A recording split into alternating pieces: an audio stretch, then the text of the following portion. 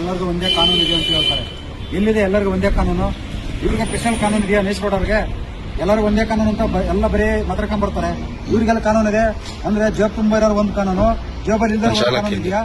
ಇದು ಕೋರ್ಟ್ ಅನ್ನೋರು ಏನು ಸುಮ್ಮನೆ ಕೋರ್ಟ್ಗೆ ಹಂಗ ಅವಮಾನ ಮಾಡ್ತಾ ಇದಾರೆ, ಹೈಕೋರ್ಟ್ಗೆ ಕಾನೂನಿಗೆ ಅವಮಾನ ಮಾಡ್ತಾ ಇದಾರೆ. ಇದಕ್ಕಿಂತ ಅವಮಾನ ಇನ್ನೇನಿದೆ? ಕೋರ್ಟ್ಗೆ ಭಯಂಕರ ಅವಮಾನ ಮಾಡ್ತಾ ಇದಾರೆ ಈ ನೈಸ್ ರೋಡ್ನವರು. ಇದು ಈ ಹೈಕೋರ್ಟ್ಗೆ ಅವಮಾನ, ಇದು ಭಯಂಕರ ಅವಮಾನ ನಮ್ಮ ಕರ್ನಾಟಕದಲ್ಲಿ ಮಾಡ್ತಾ ಇರೋದು.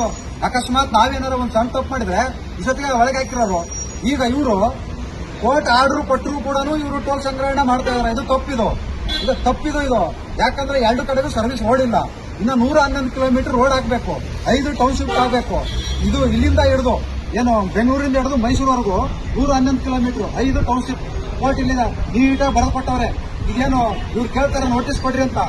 ಹೈಕೋರ್ಟ್ ಜಡ್ಜ್ ಮಾಡಿದ್ರೆ ಎಲ್ಲರಿಗೂ ಮನೆಗೆ ತಂದು ನೋಟಿಸ್ ಕೊಡಲ್ಲ.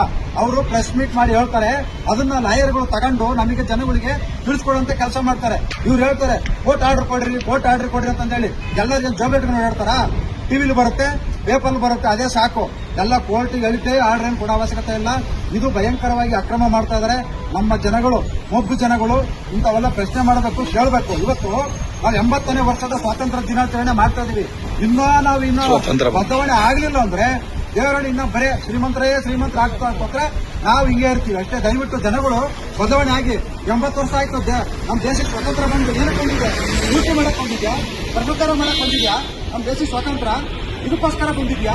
ಇಷ್ಟೆಲ್ಲ ಏನು ಇವತ್ತು ಬಾವುಟ ಏರಿಸ್ಬಿಟ್ಟು ಮಕ್ಕಳಿಗೆ ಚಾಕೆಟ್ ಕೊಟ್ಟು ಮನೆ ಕಳಿಸ್ಬಿಟ್ರೆ ಮುಗಿದೋಯ್ತಾ?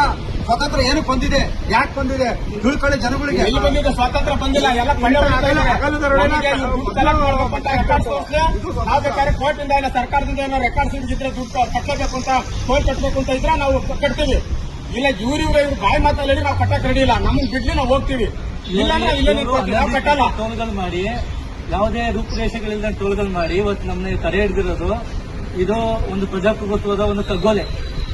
ಹಂಗಾಗಿ ನಾವು ಯಾವುದೇ ಕಾರಣಕ್ಕೂ ಮುಂದೆ ಸಾಗಲ್ಲ. ನಾವು ನಮ್ಮ ಬಿಡ್ಲಿ. ಇಲ್ಲಾಂದ್ರೆ ಮುಂದಿನ ದಿನಗಳಲ್ಲಿ ರಾಜ್ಯಾದ್ಯಂತ ಎಲ್ಲಾ ಟೋಲ್ಗಳನ್ನು ಮುತ್ತಿಗೆ ಹಾಕುವಂತ ಕೆಲಸಗಳು ಮುಂದಿನ ದಿನಗಳು ನಾವು ಮಾಡ್ತೇವೆ. 29 ತಾರೀಕು 7 ತಿಂಗಳು ಕೋರ್ಟ್ ಆರ್ಡರ್ ಮಾಡಿರೋದು. 29 ತಾರೀಕು 7 ತಿಂಗಳು. ಇವತ್ತು ತಾರೀಕು ಎಷ್ಟು? ಆಗಸ್ಟ್ 15. ಇನ್ನು 4 ದಿನ ಹೋದ್ರೆ 20 ದಿವಸ ಆಗುತ್ತೆ.